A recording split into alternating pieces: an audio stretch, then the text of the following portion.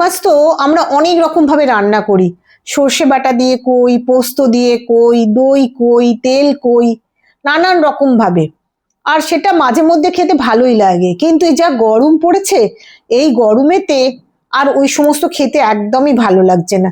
আজকে সেই জন্য আমি বানাবো স্রেফ শুদ্ধ আলু পটল আদা বাটা দিয়ে একটা পাতলা কই মাছের ঝোল। নমস্কার বন্ধুরা, ওয়েলকাম টু মাই জিমাস কিচেন। চলুন কি কি লাগে দেখুন। এখানে আমি দুটো বড় সাইজের কই মাছ নিয়ে নিয়েছি, ভালো করে ধুয়ে নুন হলুদ মাখিয়ে নিয়েছি।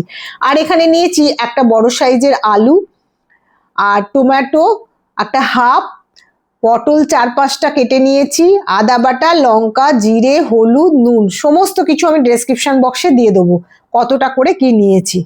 প্রথমে আমি কড়াইয়ের মধ্যে 4 টিস্পুন মতো রিফাইন্ড অয়েল দিয়ে দেবো। সর্ষের তেলে বানাবো না, সাদা তেলে বানাবো, কারণ গরমেতে যত লাইট খাওয়া যায় ততই ভালো। তেলটা এবার খুব ভালো করে গরম হয়ে গেলে আমি এর মধ্যে মাছগুলো নুন হলুদ মাখিয়ে রেখে দিয়েছিলাম, যেই মাছগুলো সেগুলো একটা একটা করে এর মধ্যে ছেড়ে দেবো। আর কই মাছ যখনই নুন হলুদ মাখাবেন তার উপর একটু তেলও মাখিয়ে নেবেন, তাহলে খুব ভালো করে ভালো ভাজা হয় আর কই মাছটা বেশ নরমও থাকে।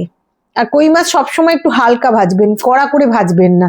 একটা ছোট্ট ডিম ছিল জানেন তো, কই মাছের পেটেতে বড় বড় ডিম আছে, একটা ডিম বেরিয়ে গেছে। এবার দুটো পিঠ আমি এপিট ওপিট করে উল্টে নিয়ে ভালো করে ভেজে নিয়ে মাছ দুটো প্লেটে উঠিয়ে নেব। মাছগুলো আমার ভাজা হয়ে গেছে, একটা একটা করে আমি দুটো মাছই প্লেটে উঠিয়ে নেব। আর এই তেলটা যেটা রয়েছে তার মধ্যে আমি 5 ফোড়ন দিয়ে দিলাম, এরপর দিয়ে দেবো অল্প একটু হিং, দিয়ে একটু ভালো করে নাড়াচাড়া করে নেব। একটা সুন্দর গন্ধ বেরাবে, যেই গন্ধটা বেরাবে অমনি সমস্ত আলু পটল সব একসঙ্গেই ছেড়ে দেবো, আলাদা আলাদা করে ভাজার কোনো দরকার নেই। সমস্ত একসঙ্গে আলু পটলগুলো আমি ভেজে নেবো। আর ভাজতেও হবে না, লাল লাল করে যে ভাজতে হবে সেটাও নয়, হালকা পাতলা ঝোল হবে, সেই জন্য একটু নাড়াচাড়া করে নিলেই হবে। ধরবে দেখবেন একটুখানি লালচে রং ধরেছে, তার মধ্যে আমি টমেটোগুলো দিয়ে দিলাম। এবার আদা বাটাটা দিয়ে দিলাম এর মধ্যে, দিয়ে আমি অল্প একটু জল দিয়ে দেবো, নালে ওটা পুড়ে যাবে। এবার একটা একটা করে সমস্ত মশলা আমি এর মধ্যে দিয়ে দেবো। মশলাগুলো দেওয়া হয়ে গেলে আমি খুব ভালো করে, যতক্ষণ না আদার গন্ধটা কেটে যাচ্ছে ততক্ষণ আমি কষতে থাকবো। গরমকালে এমনি মানুষ হাঁসফাঁস করে, তারপর সত্যি কথা বলতে একদমই ভালো লাগে না এই রিচ রান্না খেতে। এবার দেখুন আমার মশলাটা কষানো হয়ে গেছে, সাইড থেকে তেলও ছেড়ে দিয়েছে। এবার আমি এর মধ্যে পরিমাণ মতো জল ঢেলে দেবো। জল দিয়ে আমি ভালো করে মশলাটা, নুন দেওয়া হয়নি, নুনটা দিয়ে দিলাম, নুনটা রেখে দিয়েছিলাম, দিতে ভুলে গিয়েছিলাম। নুন ছাড়া তো সবই বেকার, সেই জন্য নুনটা অতি অবশ্যই মনে করে দিতে হবে।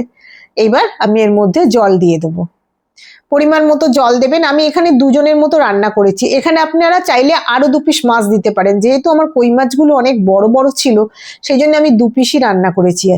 আর দেখুন ভালো করে মশলাগুলো মাখিয়ে নিচ্ছি। এবার গরমকালে বেশিক্ষণ রান্নাঘরে থাকতে ইচ্ছে করে না, তাই জন্য একটা চাট করে প্রেসারে ঢেলে, একটা প্রেসারের মধ্যে ঢেলে দিলাম। এবার একটা সিটি মারবো, বেশি নয়, একটা সিটি মারলেই দেখবেন যে আলু আর পটল সেদ্ধ হয়ে গেছে। এবার প্রেসার থেকে ঢেলে দিয়ে এই প্রেসারের গায়ে একটু জল দিয়ে সেটাকে বুলিয়ে নিয়ে যে মশলাটা লেগে আছে আবারও ঢেলে দিলাম, দিয়ে এবার একটু ফুটতে দেবো। এ দেখুন ফুটছে সাইড দিয়ে। এবার মাছগুলো ভেজে রেখেছিলাম সেই মাছ দুটো এর মধ্যে দিয়ে দেবো। মাছ দিয়ে মিনিট 5 ফোটাবো টকবক করে। দেখবেন মিনিট 5 মধ্যে মাছের মধ্যে থেকে যে জুসটা আছে বেরিয়ে গিয়ে আলু পটলের সঙ্গে মিশে যাবে। দেখুন এবার টকবক করে ফুটছে। এখানে আপনারা চাইলে কিন্তু একটুখানি ঢাকা দিয়ে দিতেও পারেন। আমি যেহেতু আলুটা সেদ্ধ হয়ে গেছে, পটল আলু দুটোই সেদ্ধ হয়ে গেছে, আমি সেই জন্য আর ঢাকা দিইনি। তৈরি হয়ে গেছে আমার পাতলা কই মাছের আলু পটল দিয়ে ঝোল। খুবই লাইট আর খুবই সুস্বাদু হয় খেতে, একবার ট্রাই করে দেখবেন।